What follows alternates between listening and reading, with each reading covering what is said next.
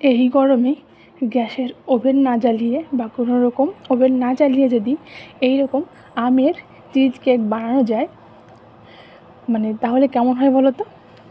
তো চলো আজকের রেসিপিটা তোমাদের সঙ্গে শেয়ার করা যাক। আজকের রেসিপিটি হলো আমের চিজ কেক।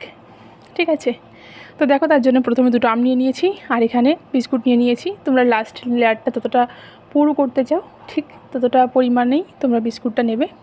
আমি এখানে 10 থেকে 12 পিস বিস্কুট নিয়েছি, যেহেতু আমি অনেক বড় একটা চিজ কেক বানাতে চলেছি আজকে। আর এখানে দেখো 200 গ্রাম পনির, দুটো আম, যেগুলো লাগছে সেগুলো তোমাদের বলে দিচ্ছি। 100 গ্রাম টক দই, আমি 1 কিউব চিজ নিয়েছি, 1 কিউব চিজ। এগুলো দিয়ে আমি ভালো করে একটা ব্যাটার করে নেব।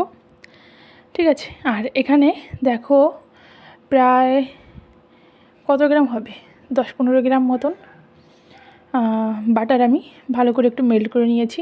এটা চাইলে তোমরা গ্যাসের চুলায় করতে পারো, নাহলে রোদ্দুরে রাখলে ওটা গলে যাবে। ঠিক আছে, যাই হোক দেখতেই পেলে কীরকম করে মিশিয়ে বিস্কুটটাকে আমি আস্তে আস্তে চামচের সাহায্যে সেট করে নিচ্ছি। তারপরে যেগুলো বললাম, পনির 200 গ্রাম, একটা আম, 1 কিউব বাটার না সরি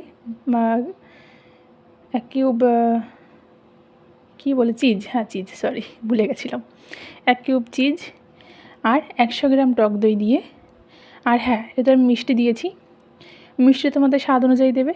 ঠান্ডা হওয়ার পরে এটা মিষ্টিটা কিন্তু অনেকটাই কমে যায়, তো সেই হিসাব করে দেবে। তো এটাকে পেস্ট করে আমি দেখো ওই ফার্স্ট যে লেয়ারটা দিলাম তার উপরে দিয়ে দিয়েছি। এটা খুব হালকা হাতে আমি পুরো জায়গা সমান করে দিচ্ছি। তো দেখো লেয়ারটা কেমন লাগছে। আর এই লেয়ারটাই হচ্ছে পুরো চিজের মতন, মানে ক্রিমি ক্রিমি হবে, তাই না? যেহেতু পনির আছে, চিজ আছে, টক দই আছে, একটা পুরো ক্রিম হবে। তারপরে দেখো যে বাকি যে আরেকটা আম ছিল সেটাকে আমি আবার পেস্ট করে নিচ্ছি। হ্যাঁ, তো চিনি দিয়েছি এখানটায় আমি, ওই চিনিটা তোমাদের স্বাদ অনুযায়ী দিও, সবাই একরকমই চিনি খায় না, মিষ্টি খায় না।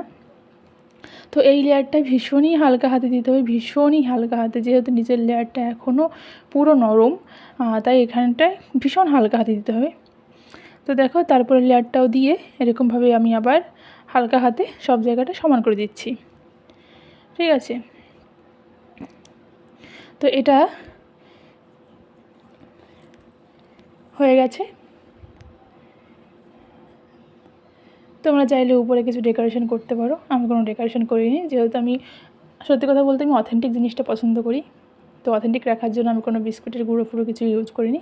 এখানে আমি প্লাস্টিকের ডাব্বায় করেছি, তোমরা চাইলে কাঁচের, মানে তোমাদের কাছে থাকে, আমার কাছে নেই, আমার কাছে থাকলে কাঁচের ডাব্বায় করবে। তো দেখো এখানে আমি কিছুটা সময়ের জন্য ডিপ ফ্রিজে রাখলাম, ঘন্টা 2 ডিপ ফ্রিজে রাখবো। এরপরে 2-3 ঘন্টা নর্মালি রেখে ব্যাস এটা খাওয়ার জন্য রেডি। দেখতেই পেলে কোনো রকম ওভেনের দরকার পড়েনি। তো এটাকে আমি কেটে নিচ্ছি সার্ভ করার জন্য। যেহেতু এক হাত দিয়ে কাটছি তো কাটছে না, কোনোটা ছড়ে যাচ্ছে। দেখো কীরকম মানে ক্রিমি হয়েছে পুরো উপর থেকে, মানে কি বলবো, জাস্ট ওয়াও। তোমরা একবার বাড়িতে অবশ্যই ট্রাই করে দেখো, এটা কেমন লাগে আমাকে অবশ্যই জানিও। ঠিক আছে, তো আমার কাছে তো দারুণ লেগেছে, অসাধারণ লেগেছে। টাটা, রাধে রাধে।